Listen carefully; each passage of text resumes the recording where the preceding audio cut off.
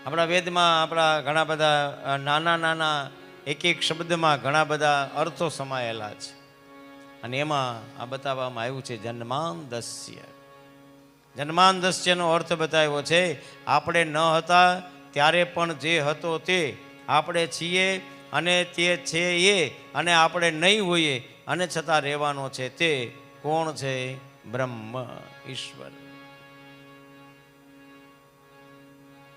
ભગવાન કેવો છે? બ્રહ્મ છે, સગુણ સાકાર છે ઈશ્વર. સગુણની અંદર નિર્ગુણ પણ આવી જાય. પરમાત્મા એટલા માટે શબ્દ છે. પરમાત્માની અંદર નિગુણ સ્વરૂપ પણ છે, પરમાત્માની અંદર સગુણ સ્વરૂપ પણ છે. એ બ્રહ્મ છે જે આ બધી સૃષ્ટિનું સંચાલન કરે છે. આપણને દેખાતો નથી પણ બધું ચાલે તો છે ને ટાઈમે ટાઈમે. સૂર્યનારાયણને કોઈ દી અલાર્મ મૂકવો પડ્યો? ખાતને 15 થઈ ગયું, વગાડો, જવું પડશે, આવી જ જાય છે. આપણે ઉઠવામાં મોડું થાય પણ એને ઉઠવામાં કોઈ દિવસ મોડું ન થાય.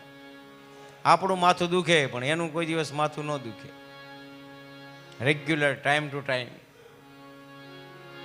અને જેમ જેમ આપણી સિઝન બદલે એમ એમ એનું ઉગવાનું, એનું આથમવાનું એ પણ બદલતું જાય. તો એનું સંચાલન કરવાવાળો કોઈ તો હશે ને. એટલા માટે જીઓડી ગોડ, જેની પાસે જનરેશન છે, જેની પાસે ઓબ્ઝર્વેશન છે, જેની પાસે ડિમોલેશન છે, બધી વસ્તુ એની પાસે છે. એ પોતે સંભાળે પણ છે, એ પોતે ઉત્પન્ન પણ કરે છે.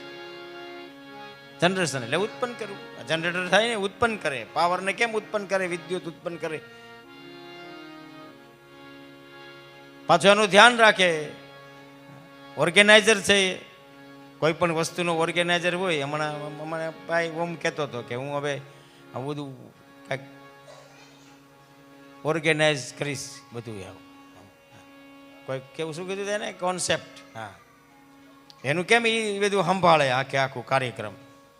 પછી આપણે બીજા કોઈ નહીં પકડવાનું, આને એકને જ પકડવાનો. માઇક કેમ બરોબર નથી? પકડો એને. લાઇટ કેમ બરોબર નથી? પકડો એને. આ એન્ટ્રી કરાવે છે કન્યાની. હવે તો બહુ બધું વધી ગયું છે. પ્રી વેડિંગ નવું હવા આવ્યું છે.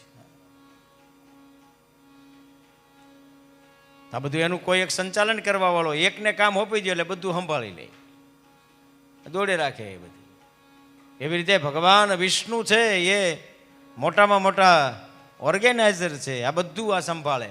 બધી એને જ જવાનું, બીજા કોઈ નહીં જવાનું. ન શંકર ભગવાનને જવાનું, ના બ્રહ્માને જવાનું. કોને આવવાનું વારે વારે? વિષ્ણુ ભગવાનને. જરૂર પડે ત્યારે ભૂંડ બનીને આવે, જરૂર પડે ત્યારે માછલી બનીને આવે, જરૂર પડે ત્યારે નૃષિ બનીને આવે, જરૂર પડે ત્યારે વામન બનીને આવે, જરૂર પડે ત્યારે પરશુરામ બનીને આવે, જરૂર પડે ત્યારે રામ બનીને આવે, જરૂર પડે ત્યારે કૃષ્ણ બનીને આવે, જરૂર પડે ત્યારે બુદ્ધ બનીને આવે. જ્યારે જે પ્રમાણે જે સમયે જે વસ્તુની જરૂર પડે એ સમયે બધું એ જ બનીને આવે. અને છેલ્લે ડી ફોર ડિમોલેશન.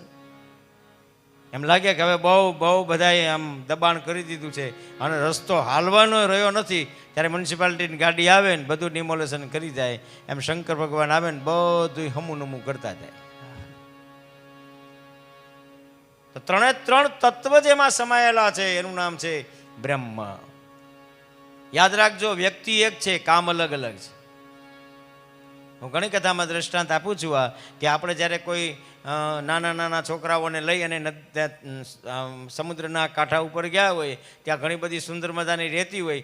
આપણો નાનો દીકરો છે એ રેતીમાં સુંદર મજાનું ઘર બનાવે ને ફરતી બાજુ આમ આમ આમ બોર્ડર બાંધે ને એમાં ક્યાંકથી ઝાડવા લઈ આવીને લગાડે ને બધું. પછી આ બનાવતો હોય ને ત્યારે એ આપણો દીકરો બ્રહ્મા થઈ જાય. પછી એની બાજુમાં ધ્યાન રાખવા બેસે. કોઈ એને પાડી ન દે, કોઈ એને તોડી ન નાખે, કોઈ એને ફેંકી ન દે. એટલા માટે એ જ્યારે બાજુમાં બેઠો હોય ને ત્યારે વિષ્ણુ થઈ જાય.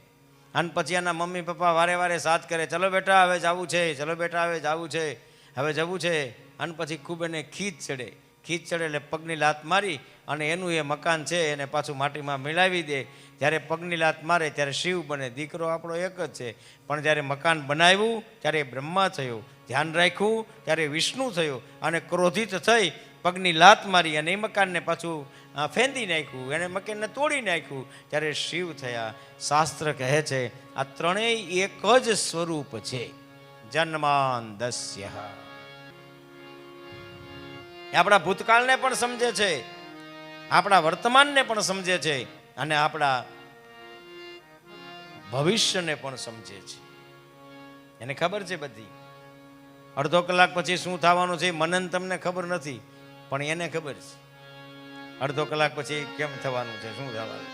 આપણે જ વાતો કરીએ છીએ, કાંઈ હતું નહીં. બોલો, હજી કાલ જ મારી સાથે ઓટા ઉપર બેઠા હતા. કાલ અને આજ એમાં 24 કલાક જતી રહી. કાલની ક્યાં વાત કરો છો? બાજુમાં બેઠા હોય ને 15 સેકન્ડમાં જીવ જતો રહે છે.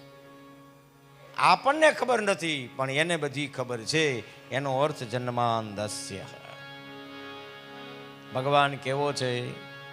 ભગવાન સ્વયં પ્રકાશ છે. ભગવાન સર્વજ્ઞ છે. સંકલ્પ માત્રથી આદિકવિ બ્રહ્માને વેદ જ્ઞાનનું દાન આપી મોટા મોટા વિદ્વાનોને પણ મોહિત થઈ જાય એવી ભગવાનની માયાની રચના થઈ અને ત્રિગુણાત્મક માયાથી ભગવાને આ સૃષ્ટિની રચના કરી. 3 પ્રકારની માયા છે ત્રિગુણાત્મક: સત્વ, રજ અને તમ.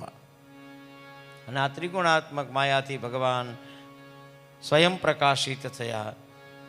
ભગવાન આ ત્રિગુણાત્મક માયાથી પર બન્યા અને એ સત્ય પરમાત્માનું અમે ધ્યાન કરીએ છીએ. ભગવાન કેવો છે? તો એક જ વાક્યમાં કેવું હોય તો સત્ય છે, એનું નામ ભગવાન. હું ઘણી કથામાં કહું છું, બોલીને ભૂલી જવું હોય તો સત્ય બોલો. ખોટું બોલ્યા કેટલું ધ્યાન રાખવું પડે આપણે પાછો એ. અને ખોટું બોલો ને એટલે સામેવાળા માણસને ખબર પડતી જ હોય છે કે આપણે આટલું ખોટું બોલીએ છીએ. અને ક્યાંય ને ક્યાંય તો આપણે પકડાઈ જ જઈએ.